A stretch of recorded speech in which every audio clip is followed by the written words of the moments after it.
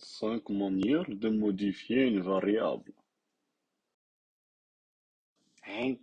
Y a plus de papier? Bah, va chercher un rouleau. Email.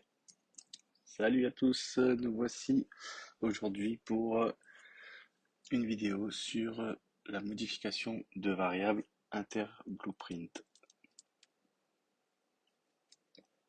Donc on va voir un petit peu sur quoi on va travailler aujourd'hui.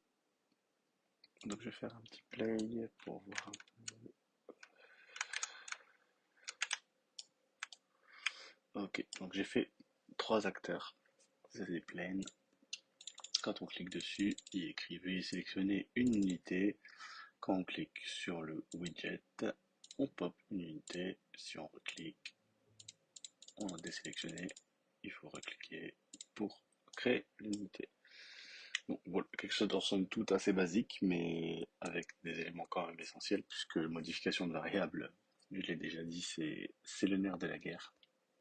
Donc on va voir ça tout de suite. Donc là, on voit bien le plane que j'ai créé ici, donc le blueprint case. J'ai créé une interface, puisque dans toutes les manières que je vais exposer, on utilisera une interface aussi, et notre bouton, le widget blueprint. Donc voilà un petit peu comment ça se présente. Donc ici, j'ai mon widget, donc je suis dans le widget, mon bouton, avec l'événement onClicked, voilà. Donc, qu'est-ce qu'on fait? Quand on clique sur le bouton, on cherche tous les acteurs de la classe BPCase. Ensuite, on fait une for each loop pour avoir chaque itération des cases. On promote notre variable aussi si on en a besoin dans le futur. Ensuite, on récupère la variable qui est dans le BPCase test BP. Donc, elle est ici, test BP. Si la variable est cochée et vraie, alors on affichera ici, on la sélectionnera. Bon, si elle est vraie, on la désélectionne. Si elle est fausse, on la resélectionne. Voilà. Donc, ensuite, comment ça se présente dans l'autre partie, dans le BB case. Donc ici, quand on clique du coup sur la case, on vérifie si la variable est vraie ou fausse. Si elle est vraie, alors on fait pop une unité. Si elle est fausse, on dit veuillez sélectionner une unité. Donc voilà, ça c'est pour. Donc du coup finalement c'est le widget qui vient set notre variable. Il a set dans le bpcase et le bpcase, une fois que la variable est set, il nous permet de pop une unité, ou si on reclique sur le widget, ça nous permet d'afficher le message veuillez sélectionner l'unité. Bon, je sais, c'est pas bien écrit. Donc ça c'est la première méthode. Donc on va l'appeler la méthode get allActor of class. Donc là on a utilisé un get allActor of class pour modifier la variable dans nos bpcases. C'est c'est la première méthode que je montre ici. Donc ensuite on va passer à la deuxième méthode, donc qui est un événement interface. Donc on crée une interface. Ici j'ai créé BP interface. Donc je rappelle, pour créer une interface, c'est blueprint interface. Ok, donc on ouvre notre interface. Voilà ce qu'il y a, juste une fonction sans output ni input. Il n'y a rien du tout. C'est juste une fonction. Donc voilà, donc je le ferme. Hop, on y retourne. Alors notre interface, je connecte ça. Donc comment fonctionne l'interface? L'interface est appelée et elle set la variable à vrai. L'interface est appelée. Donc du coup, Alors, je vais débrancher ça. Et je vais couper ça. Voilà. Alors voilà ici. Donc, on appelle tous nos acteurs et on lance leur interface. Donc on appelle les acteurs du WP-Case et on leur dit de lancer leur interface ici. Voilà. Donc on va tester. Donc là, avec le système d'interface, si on clique, veuillez sélectionner une unité, on appuie sur l'icône, sur le widget, on peut créer qu'une seule unité.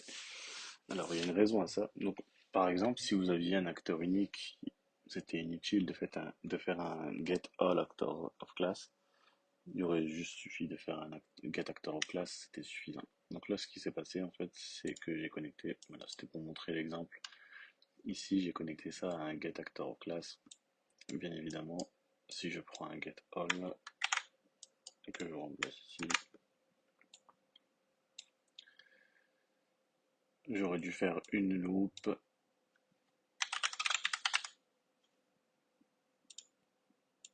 Voilà,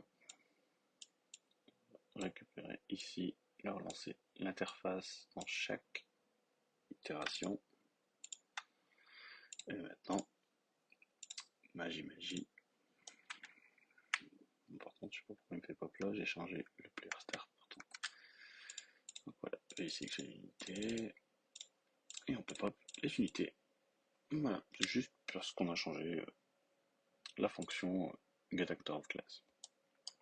Donc ça, voilà, c'était pour la deuxième méthode avec l'interface pour le coup. Du coup, le getAllActor, on l'a vu, c'était la première. C'est la première qu'on a faite. Donc voilà, celui-là, on l'a déjà fait. Et ensuite, on a le getActorOfClass avec un GameMod cette fois-ci. Donc, on se met ici. Alors, ce qui se passe ici, c'est que je vais faire appel à mon GameMod. Ok, donc l'acteur GameMod, getActorOfClass, il est unique, on en a qu'un, pas besoin de faire un getAll. Ok, je récupère ensuite sa variable, je la set, unite is clicked. Une fois qu'elle est set, on vérifie son état. Et j'ai fait un print string pour savoir si c'est exact ou si elle est vraie ou elle est fausse finalement. Donc ça, c'est pour le côté blueprint. Du côté de la case, qu'est-ce qui se passe? Alors, hop, pareil ici, donc on va chercher le game mode, on vérifie si sa variable, donc on fait un get, on vérifie l'état de la variable, et si elle est vraie, on dit vrai, si elle est fausse, on dit faux. Ça, c'est pour quand on itère avec le game mode. Donc je vais débrancher ça ici. Hop, le game mode.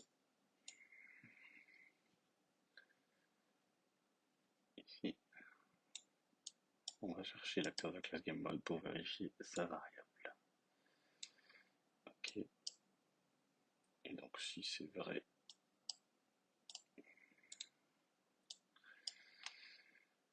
je vais récupérer ça.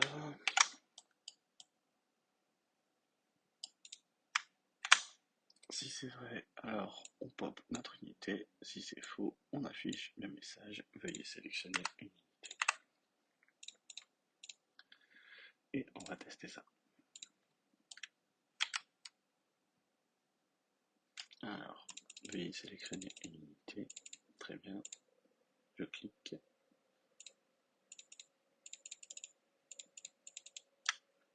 Et ça fonctionne pas.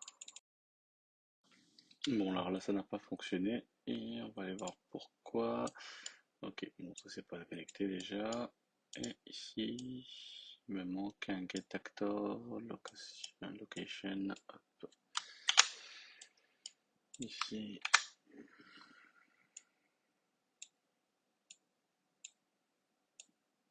Voilà. Donc maintenant, tout va fonctionner. On appelle notre GameMode. On vérifie si sa variable UnitedClicked elle a été set ou pas par notre widget. Donc ici, qui est set ici. Si c'est le cas, on pop notre unité. Sinon, veuillez sélectionner une unité. Allez, c'est parti, ça devrait fonctionner.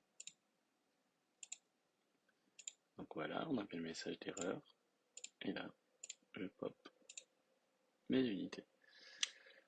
Ça marche. Donc, c'est encore une nouvelle méthode pour modifier une variable dans un autre blueprint. Donc, voilà pour celui-ci. Maintenant ici, on peut vérifier là, directement si la variable elle est modifiée localement. Donc là, il faudra faire ça. Si c'est vrai, alors on pop notre unité. Sinon, on met le message d'erreur. Bon, c'est un peu bordélique, hein, mais bon, c'est le même bout de code et j'ai pas envie de le copier-coller sans cesse pour faire les tests. Donc là, qu'est-ce qu'on dit concrètement quand on clique sur le cube, sur le plane plutôt, bon, c'est un cube, à la condition que sa variable propre à lui-même soit vraie, alors il popera l'unité. Si c'est faux, il affichera le message d'erreur. Donc ça, c'est pour le côté ppcase. Sur le côté widget, on va vérifier si on est bien, on n'est pas sur le bon mode. Donc ici, hop. Donc ici en fait, on va aller directement modifier notre variable dans les acteurs. Donc ça, c'est en fait finalement, c'est un peu la même méthode qu'on avait vu précédemment. Donc bon, là, rien de sorcier. On prend tous les acteurs BPCase parce que oui, tout à l'heure c'est le getActorClass, on l'avait fait ici.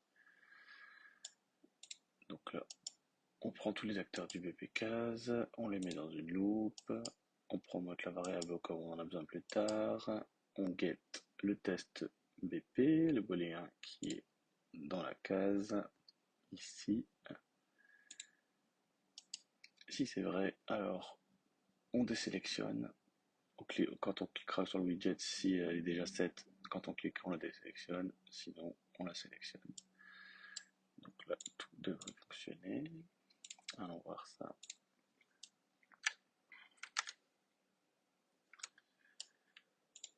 Donc, on veut y sélectionner une unité. Ça fonctionne. Et on pop nos unités. Voilà. Et ensuite, il y a la méthode 3 qui modifie le game mode à partir du widget.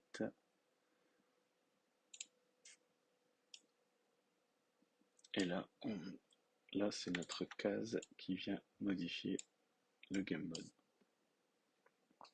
Qui vient chercher la variable plutôt. Donc on l'a vu tout à l'heure, on a fait un getActorOfClass pour avoir notre game mode. Et là en fait c'est exactement la même chose, mais juste à la place, on a un cast tout. C'est facile de cast sous notre game mode. Hop. Et du coup, on casse sur le game mode et on va voir si la variable est set. Si elle est set, alors on fait pas plus l'unité, sinon on affiche le message d'erreur. Donc je vais reconnecter dans mon widget blueprint, je vais le faire activer la variable du game mode. Parce que vous voyez, cette méthode-là, on l'a utilisée, mais là, de ce côté-là, c'est similaire, mais de l'autre côté, en fait, on peut faire soit un game mode, soit un getActorClass, et ça marche très bien comme ça. Donc UnitedClicked, hop, UnitedClicked, c'est bon, on teste ça.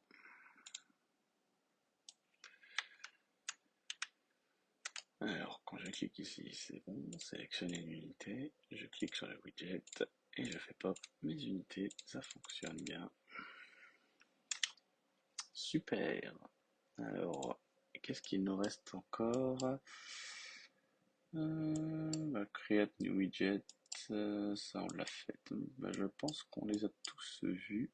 Donc on avait par rapport à pour modifier une variable dans un fichier, donc on a vu il y avait par le biais d'une interface avec juste un getActorOfClass par le biais du GameMod.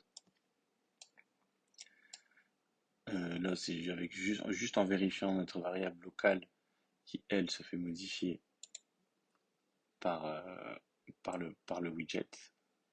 Donc non, c'est pas celui-ci. Voilà, qui se fait modifier par le widget ici. Donc le widget modifie bien la variable qui ensuite nous on n'a plus qu'à récupérer le résultat ici et ça fonctionne très bien. Ensuite ici on récupère l'état de la variable dans le GameMod. Donc on vérifie si le GameMod si la variable du GameMod est vraie ou fausse et c'est toujours le widget qui commande ça.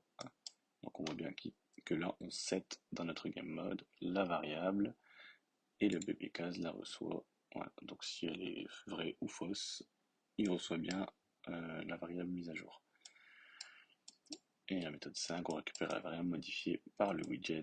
Donc là c'est encore la même méthode, c'est le widget qui modifie notre variable ici avec le getActorOfClass sur le BPCase.